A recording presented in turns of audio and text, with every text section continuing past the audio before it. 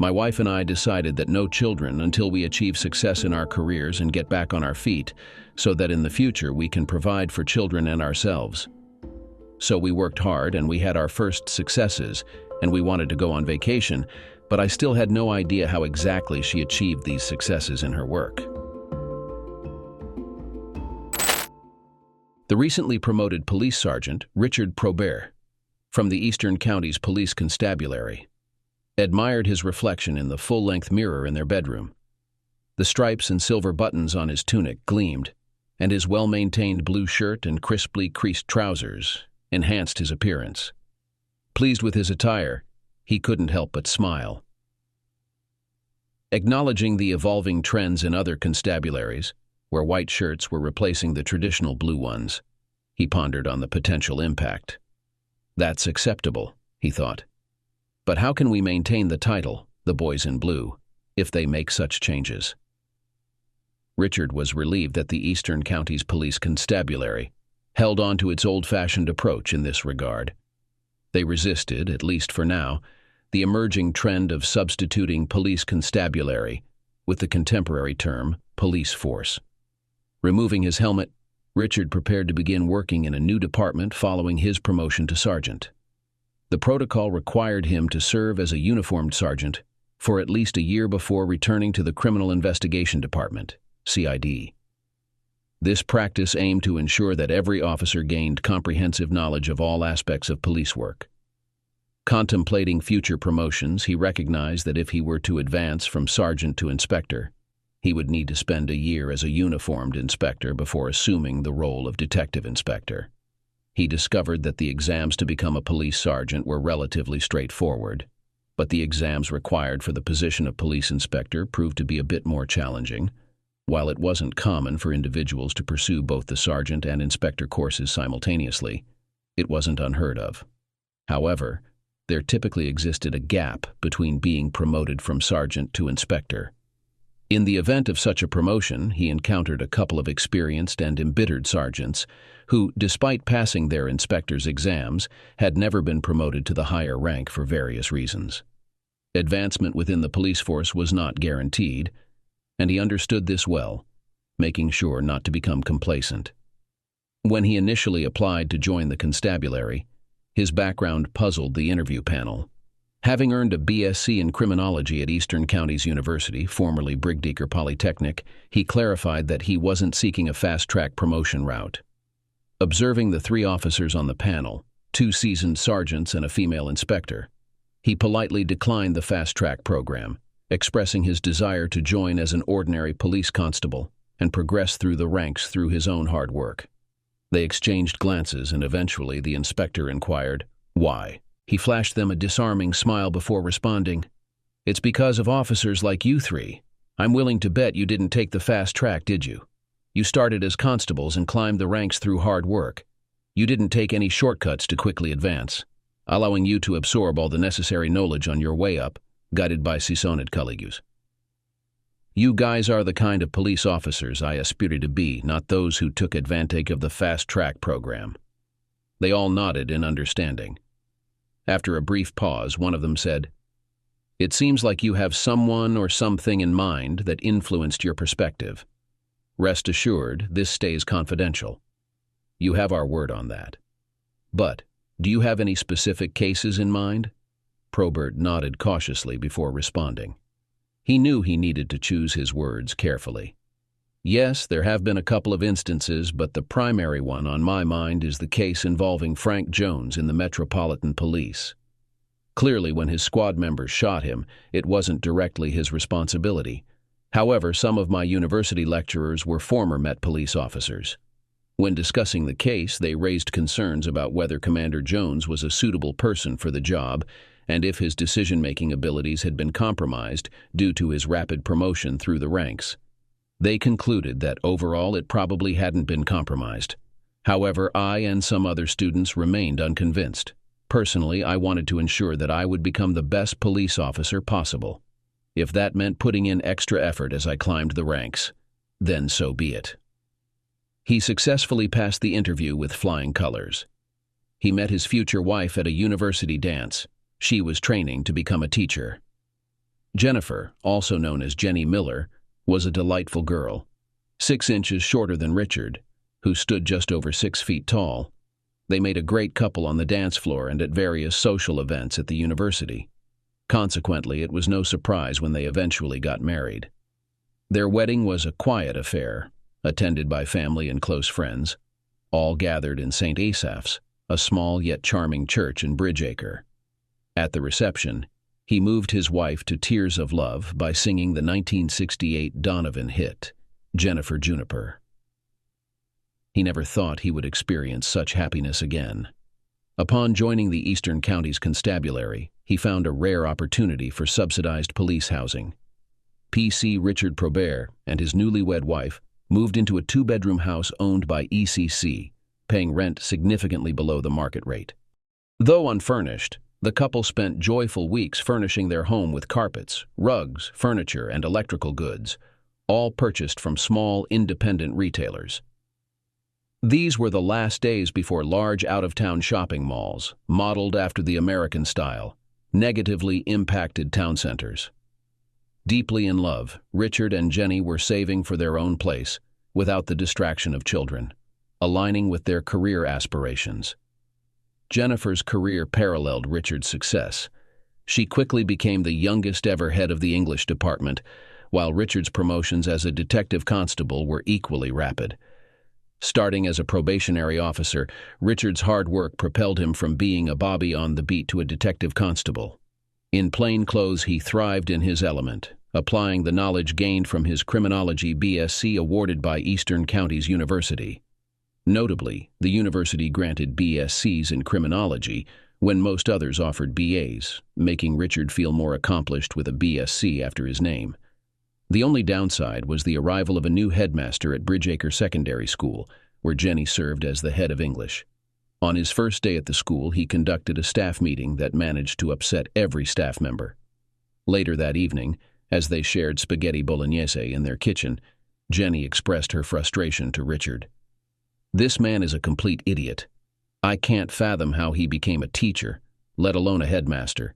He was rude, obnoxious, condescending, a male chauvinist pig, and utterly charmless. I can understand why he's single. I wish he hadn't returned from Australia." Once she ran out of steam, Richard interjected, "But apart from all that, he must have some redeeming qualities, right?" Jenny burst into laughter, showing a slightly improved mood.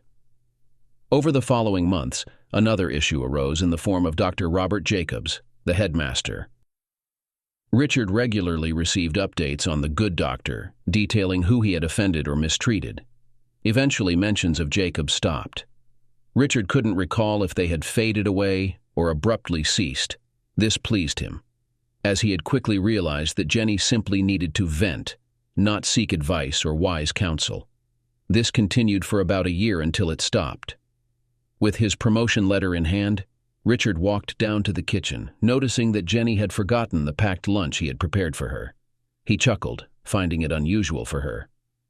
Placing the letter on the table, he impulsively decided to bring the packed lunch to her office at the school, thinking, "Don't want her stomach rumbling during afternoon lessons."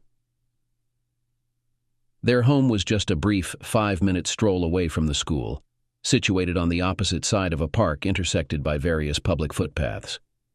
What Richard accomplished would be unattainable nowadays, given that British schools now feature imposing steel fences with controlled access gates.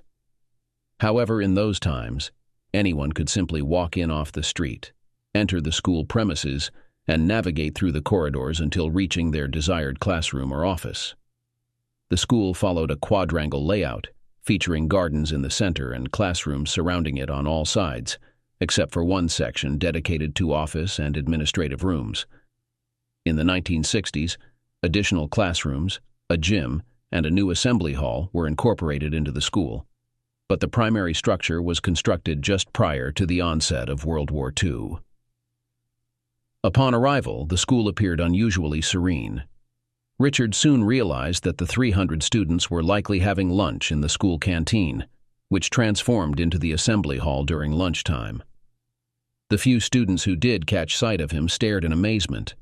Grinning, he recognized that he was still clad in his new uniform. He strolled down the corridor to his wife's office, opening the door only to be met with a scene he never anticipated. Spread out on a sizable low table next to a two-seater sofa was a picnic of food, likely delivered in the Fortnum and Mason picnic hamper in the room. No wonder she didn't bother with the lunch I prepared for her, he mused. While that stung a bit, it paled in comparison to the intense pain of seeing his wife, sweet Jenny, engaged in an intimate encounter over her desk. Her stocking-clad feet dangled in the air as she laughed with her lover. Instantly, Richard assumed she was mocking him, her husband. Police Sergeant Cuckold, he bitterly thought. All of this unfolded in mere seconds, and when Jenny realized her husband had walked in on her and her lover, she let out a squeal. "Richard," she shouted, sounding almost angry with him. Indeed, Richard believed she was angry with him. How audacious. "What are you doing here?"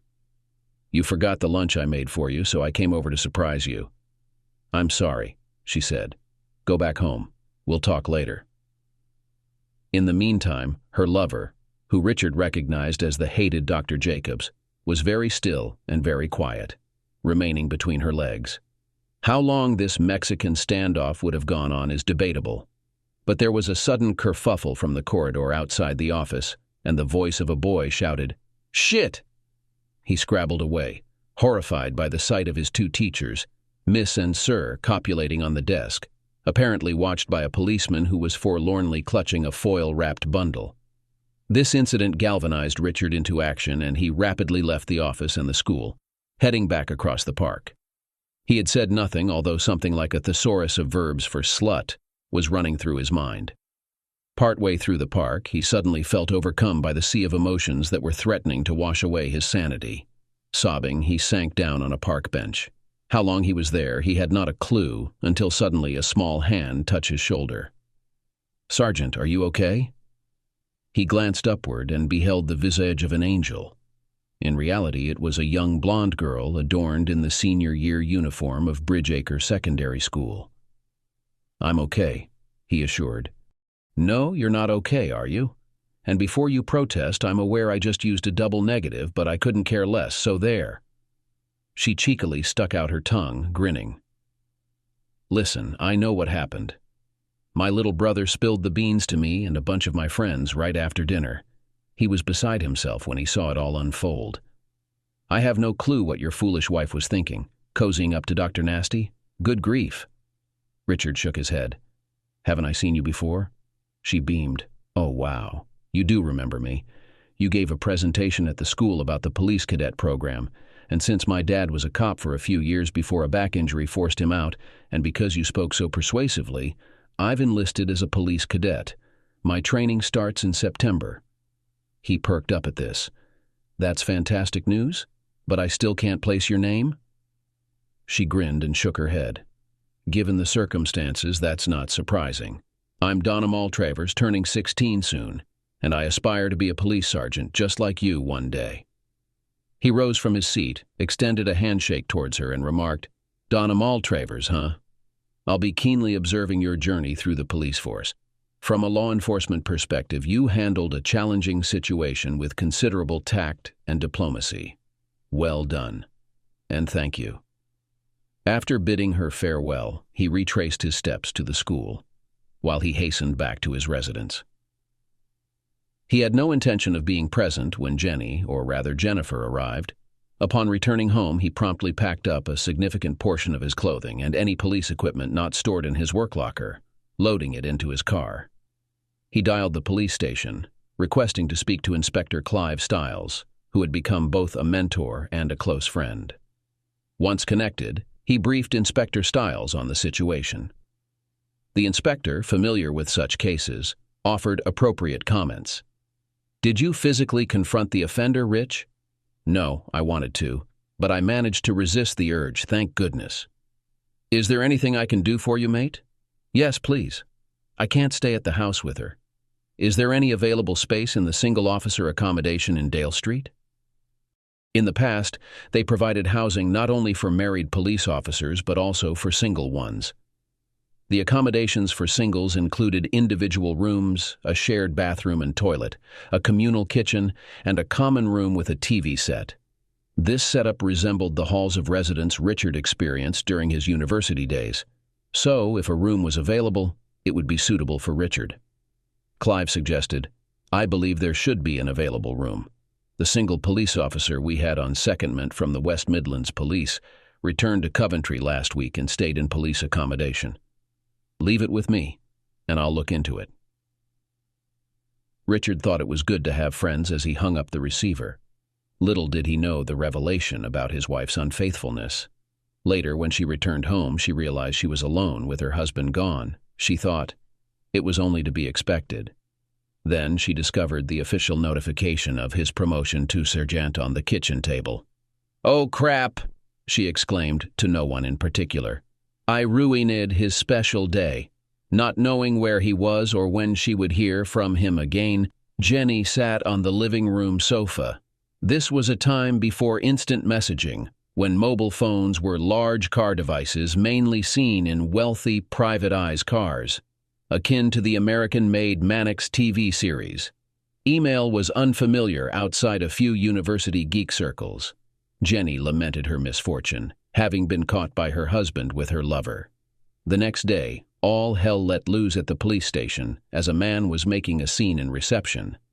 The duty desk sergeant was trying to calm him down, with limited success. It transpired that his son was a pupil at the Bridgeacre Secondary Modern School, and he wanted to make a complaint about the headmaster. A PC took him into a room and took notes as the man vented his considerable spleen. Apparently, his son had gone to the office of his English teacher to collect some homework, and he had seen his teacher and the headmaster having sex over the desk in her office. He'd ran off and told his sister, who was a couple of years older than him. Later that afternoon, the headmaster had called him into his office and had threatened to beat the shit out of him, the headmaster's own words, and would ensure that he was taken into foster care if he told anyone what he had seen. The result was that the boy had wet himself in fear and was now traumatized at home, too frightened to go to school. When Richard heard about this, he was furious. "I wish I had punched his bloody lights out," he said to Clive. "You know that wouldn't have helped, because he'd have looked like the victim, not the perpetrator." "That's true," said Richard, nodding. "Anyway, I spoke to that boy's sister yesterday. Well, at least I'm presuming it's his sister, Donna Travers. She told me her brother had seen their shameful display and had run off and told Donna and her friends. I think in scaring the boy, the headmaster was trying to bolt the stable door after the horse had gone." Later in the morning, Richard contacted the local law firm known as Cardew, Royston and Hatcher. Surprisingly, he managed to secure an appointment with Mr. Cardew. Roger Cardew, an astute individual in his late 70s, continued to practice law with a vigor and enthusiasm that even made some of his younger colleagues flinch. Upon sharing the tale of discovering Jennifer's infidelity, Mr. Cardew expressed sympathy, shaking his head. "So you had no inkling of her betrayal?" he inquired compassionately. Richard affirmed that he was completely unaware. "Seeking a divorce, I assume?" Mr. Cardew asked. "Yes, that's correct. How should we proceed?" Richard inquired. "Well, it's an interesting aspect of British divorce law. There's only one set of grounds for divorce. The marriage must be irretrievably broken down. If that's the case, a divorce can be granted," explained Mr. Cardew. "For how long have you been married?" he continued. "We just celebrated our 3rd anniversary," Richard replied. "Good, because thanks to the 1973 Matrimonial Causes Act, the required duration for filing a divorce was reduced from 5 to 3 years, Mr. Cardew informed. "How do we go about it?" Richard asked. "Leave it all to us. I've taken detailed notes and I'll pass them on to my secretary. We'll have the divorce petition ready by the end of the week, naming her lover as the correspondent. Serving the papers on them will also be taken care of," assured Mr. Cardew. After work, which mainly involved familiarizing himself with his new role as a sergeant, Richard returned to the house he had once shared with Jenny. The tension in the air was palpable. Seated on either side of the dining table in the living room, she apologized for the awkward encounter the day before. "I'm truly sorry you had to witness that yesterday. I never intended for you to find out about Bob, Dr. Jacobs, and me in such a manner. It must have been terribly upsetting for you." His questions came abruptly. "How long have you been having an affair? and I thought you despised him." She nonchalantly replied, "Physically, that was our first time together, but emotionally, we've been involved for a couple of months now." "Is he the reason you kept avoiding intimacy with me?" he questioned, his frustration evident. She blushed but admitted, "Yes, I suppose he was. Bob and I never planned to fall in love. I discovered that beneath his gruff exterior there's a man with the soul of a poet. We share a deep intellectual connection. It's different from what I had with you, and for that I'm sorry." Richard, feeling offended, retorted, "Are you suggesting I'm not intellectually suitable for you? I have a BSc honors in criminology. Doesn't that match up to Bob's intellect?" She quickly apologized. "I'm sorry, Rich. I didn't mean it that way. It came out wrong." That was a bunch of nonsense because that's exactly what she meant. But she blurted it out when the filter between her brain and her mouth malfunctioned. "I'm getting a divorce," he declared to her. "On what grounds?" she inquired. He shot her a look that would eventually become the infamous Probert stare. "Bloody adultery, obviously. I was hoping we could keep that under wraps. Maybe you could file for unreasonable behavior instead." He scoffed derisively. "Why?" "Well, there's the fact that I find your behavior of letting your lover mess up your desk surrounded by a Fortnum and Mason's picnic lunch hamper very unreasonable. But damn it, no, I won't do that. You cheated on me. I did nothing wrong. Nothing but waste the last 5 years of my life on you. If I had known you were going to be unfaithful, I wouldn't have asked you out, let alone proposed." She gasped. She expected him to be upset, but this level of anger was overwhelming. "Do you really think our time together was a waste?" "Yes, I do. 5 years wasted that I'll never get back. And what did I ever do to deserve you cheating on me? I tried my best for you. I even made your sandwiches for lunch every day because I loved you. I did that with love, and you throw it back in my face. You hate me, don't you?" Immediately he started humming the song that the Pretenders had recently released. It's a thin line between love and hate. Her expression turned horrified as she comprehended the situation. The realization hit her that she had taken the love of this kind, amazing man, and shattered it like a bag of cheap light bulbs on the floor. "I no longer have feelings for you, Richard. My love is reserved for Bob in that way. I was trying to figure out my emotions, which is why I allowed him to be intimate with me at the school. I wanted to see if our connection had potential. I was attempting to be discreet, shielding you from the truth of my actions. Clearly I failed." "So, when were you planning to tell me? Was I just your backup plan?" he questioned. She admitted, "I suppose so, and I apologize for that. It wasn't fair to you, and I can see that now. Can we still be friends after this?" He declined, shaking his head. "No, Jennifer. I don't think that would be appropriate. I wouldn't want to be friends with someone who treated me as poorly as you have." She accepted. "Fair enough, Richard. I understand why you feel that way. Moreover, Jennifer, I couldn't trust you. You're not the person I thought you were," he concluded. The divorce proceedings turned complicated when, upon receiving the divorce papers, she chose to dispute any allegations of adultery with Dr. Jacobs. "Will this create complications for us?" inquired Richard with a touch of concern as he spoke to Mr. Cardew. "Oh, I don't see why, Richard," Mr. Cardew replied while methodically packing his pipe, which he then ceremoniously lit. "It may cause some issues, but not for us. Allow me to clarify. She denies any involvement in adultery, which is her prerogative. However, we will need to serve summonses to several witnesses. I've informed her solicitor at Overstrand and Smith that the list includes her teaching colleagues, school secretaries, cleaners, groundsmen, school dinner ladies, caretakers, and even some pupils. In my extensive experience with individuals involved in adultery, despite their efforts to conceal it from their spouse, there are usually several people who either know about the affair or strongly suspect it. The county education authority won't appreciate this either. Additionally, I've heard that a parent at the school filed a complaint with the education authority regarding the incident, including threats made by Jacobs to his son after discovering them in a compromising situation. It's truly a lamentable mess." Jennifer's lawyer anticipated the inevitable and decided to push her into a decision. There wouldn't be a trial, and she agreed to the divorce based on adultery. As the saying goes, no good deed goes unpunished, and the challenges continued for Jennifer and her partner.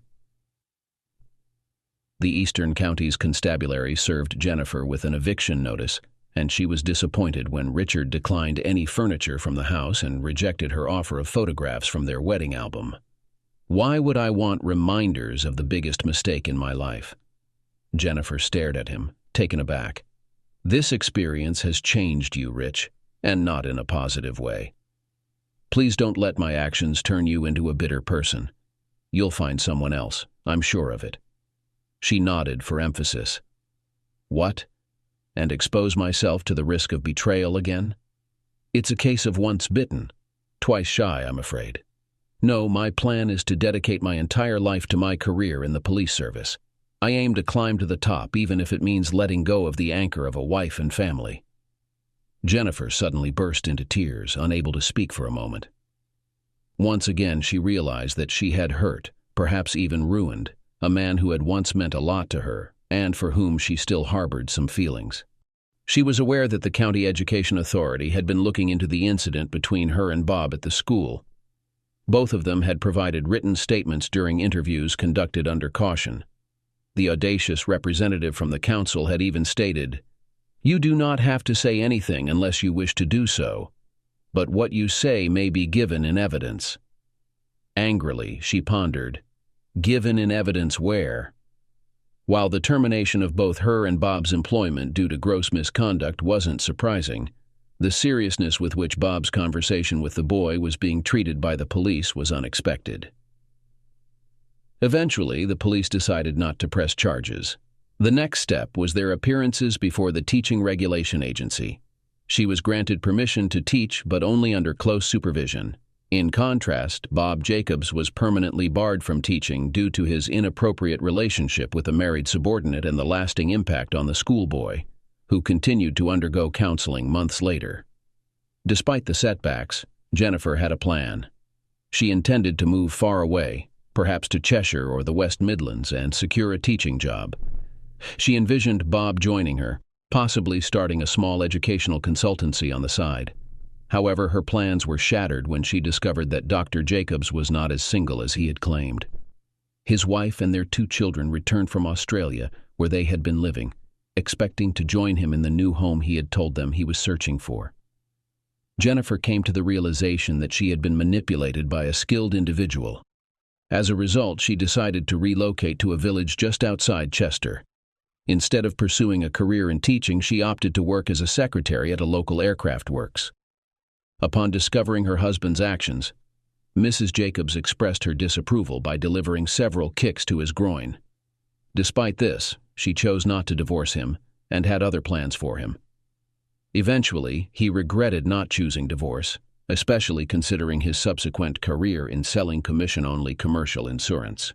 Richard Probert advanced in his career, ultimately achieving the position of DCI. He remained true to his prediction of distancing himself from the anchor of a wife and family. However, the Mallory Haybrid case stirred up old thoughts and emotions. Several weeks after the trial's conclusion, he found himself reflecting on his own marital crisis at his desk. Sergeant Donna Travers entered the room and noticed his contemplative state. "Hi, Donna. What can I do for you?" he greeted. "You're looking thoughtful, sir?" she inquired.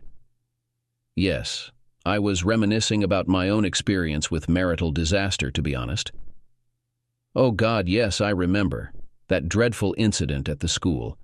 I was so impressed by how dignified you were that day," Donna recalled. He gave a nod and a smile. "Yeah, I remember that about you. But I also recall how well you treated me. I was confident you'd make an excellent police officer, and everything you've done so far has validated that belief. Sir, if you don't mind me asking, are you currently in a relationship?"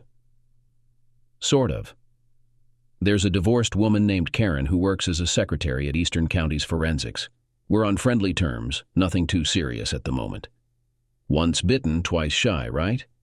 Yeah, that's accurate. By the way, I'm glad you stopped by because I've been wanting to discuss pushing you forward for your inspector's examination. Are you up for it? Not half, she exclaimed eagerly. By the way, how's your little brother doing these days? I was thinking about him recently. He's doing well. He's still involved in educational psychology, but he's also giving lectures at the Open University, which is a bit surreal seeing your little brother as a professor on the internet. She exited the office with a joyful skip. In the recesses of his thoughts, the tune of Jennifer Juniper played, highlighting that he wasn't reminiscing about his past with Jenny. That chapter had long been closed. The reservation for his dinner with Karen at the hotel adjacent to the police station had already been made. Suddenly, he made the decision to stop by the local Boots the Chemist's before the date for a precautionary purchase of condoms and chocolates. It's always best to be prepared. Following Donna, he left the office moments later. Although he wasn't exactly skipping, any onlooker could sense a buoyant energy in his step, as if he were contemplating the idea. That's the end of the story. Write your opinion in the comments about this story. It will be interesting for us to read it. Also, do not forget to like and subscribe to our channel so as not to miss new, equally interesting and exciting stories. Good luck!